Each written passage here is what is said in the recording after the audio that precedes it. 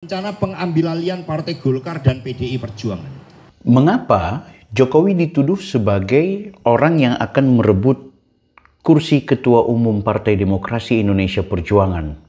Kita bahas. Jadi jauh sebelum pemilu, beberapa bulan ya, antara 5-6 bulan, ada seorang menteri, ini yang powerful, ada yang super powerful, ada yang powerful. Ya, supaya nggak salah image. Ini ditugaskan untuk ketemu Pak Rias Rasyid oleh Presiden Jokowi. Pak Rias Rasyid ditugaskan untuk membujuk Bu Mega agar kepemimpinan PDI Perjuangan diserahkan kepada Pak Jokowi. Ini dalam rangka kendaraan politik tadi untuk 21 tahun ke depan tadi. Halo guys, Anda kembali bersama saya lagi, Bang Bill. Di video ini kita mau membahas tentang isu yang menyebutkan Pak Jokowi ingin merebut Ketua Umum Partai Demokrasi Indonesia Perjuangan (PDIP). Bahkan isu ini tidak hanya berhembus di ruang publik semata, melainkan ini memang ditimbulkan atau dimunculkan dari elit-elit partai politik tersebut. Presiden Joko Widodo disebut pernah menugaskan menterinya untuk membujuk Ketua Umum PDIP Megawati Soekarno Putri. Hal tersebut disampaikan oleh Sekretaris Jenderal PDI Perjuangan Hasto Kristianto. Menurut Hasto Kristianto, Menteri Jokowi diminta bertemu dengan mantan Menteri Pendayagunaan Aparatur Negara, yakni Rias Rasyid. Hal itu dimaksudkan untuk membujuk Megawati agar menyerahkan kursi Ketua Umum kepada Jokowi. Hasto menyatakan menteri yang diutus Jokowi untuk bertemu Rias Rasyid itu memiliki kekuatan superpower di Kabinet Indonesia Maju. Menurut Hasto, upaya tersebut dilakukan sebelum pelaksanaan pemilihan umum atau pemilu 2024. Selain itu, Hasto mengatakan bahwa Jokowi ingin menduduki kursi Ketua Umum PDIP dalam rangka kendaraan politik selama 21 tahun ke depan. Meski demikian, hingga berita ini diturunkan, Koordinator Staf Khusus atau Staf Sus Presiden RI, Ari Dwi Payana, belum memberikan respons terkait hal itu. Nah, situasi seperti ini menurut saya perlu kita cerna lebih baik gitu. Saya masih belum bisa mendapat semacam jawaban pasti atau dari mana analisa ini yang kemudian memposisikan Pak Jokowi seolah-olah haus kekuasaan, apalagi kekuasaannya berkaitan dengan nomor satunya Partai Demokrasi Indonesia Perjuangan. Pak Jokowi katanya mau ngerebut Golkar, katanya mau ngerebut masa semua mau direbutin semua. Jangan seperti itu, jangan seperti itu. Jangan seperti itu. Sebelum kita bahas lebih jauh, saya mau mengajak kepada Anda semua untuk jangan lupa like, comment, dan subscribe. Video saya membahas tentang isu-isu politik nasional. Dan tentu barangkali mudah-mudahan channel saya ini menjadi penyeimbang terhadap informasi-informasi yang kadang-kadang berkelindan di media sosial kita, tapi itu perlu mendapat verifikasi lebih baik lagi. Dan kita bukan bagian dari kelompok penyinyir, tapi ingin menjadi kritikus sekaligus memberikan apresiasi kalau kemudian pemerintahan kita mendapatkan atau melakukan sesuatu yang baik. Ya, Pak Hasto kan bahasanya selalu gitu ya, meresahkan. Teman-teman media tanya ke Pak Hasto ya pasti tonnya negatif terus. Kalau saya berpikir positif, mungkin beliau sedang sibuk. Nama saya Taufik Bilfaki, Anda bisa memanggil saya Bang Bil. Mudah-mudahan video saya bisa menjadi inspirasi buat kita semua, bisa jadi motivasi, bisa jadi informasi penting untuk bagaimana kita belajar dari realitas politik secara nasional dan juga mungkin yang ada di daerah kita. Oke guys, coba kalau Anda masuk nggak di pikiran Anda bahwa benar-benar Pak Jokowi ingin merebut Partai Demokrasi Indonesia Perjuangan? Bayangkan saja, bukankah ia sendiri sudah dipecat oleh PDIP? Bukankah ia juga dengan posisinya sekarang jauh lebih nyaman dan jauh lebih mendapat porsi terbaik di ruang publik? Banyak partai-partai besar juga yang menginginkan kehadiran beliau, atau juga beliau bisa membuat partai sendiri. Nah, bagaimana kemudian Ibu Megawati, Hasto sebagai sekjen ini mengumbar-ngumbar seolah-olah PDIP ini semacam sedang dihajar secara internal untuk kemudian ada sosok yang mau mengambil posisi jabatan ketua umum.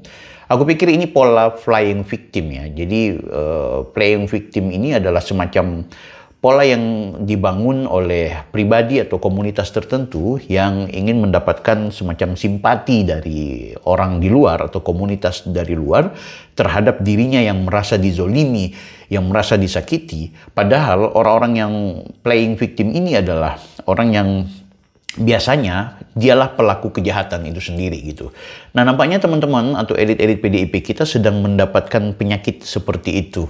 Anda bisa lihat ya, video yang beredar ada tuduhan yang menyebutkan seolah-olah Pak Jokowi ingin merebut 01-nya ketua umum.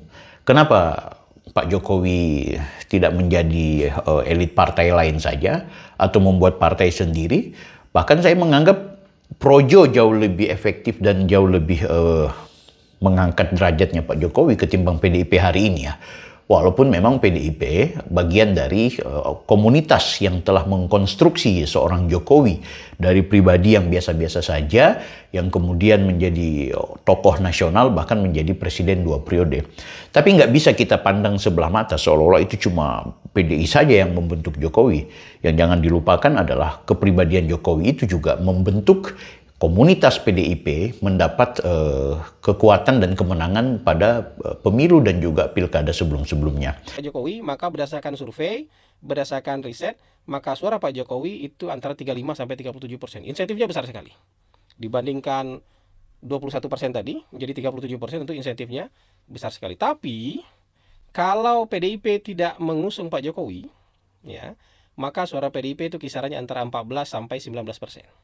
Menurut berbagai pollster, angkanya paling rendah untuk 14%, paling tinggi 19%. Nah guys, kalau menurut kalian apakah benar Jokowi mau merebut kekuasaan yang ada di PDIP? Silakan Anda berkomentar, Anda berikan analisa. Tapi bagi saya itu sangat mustahil, sangat tidak mungkin, dan apakah semurah itu Pak Jokowi ingin merebut partai politik? Ya kan, ini menurut saya penting. Bukankah tanpa PDIP pun Jokowi bisa memenangkan Gibran? Bukankah tanpa PDIP pun Jokowi tetap punya popularitas dan pamor yang betul-betul mendapat apresiasi dari ruang publik?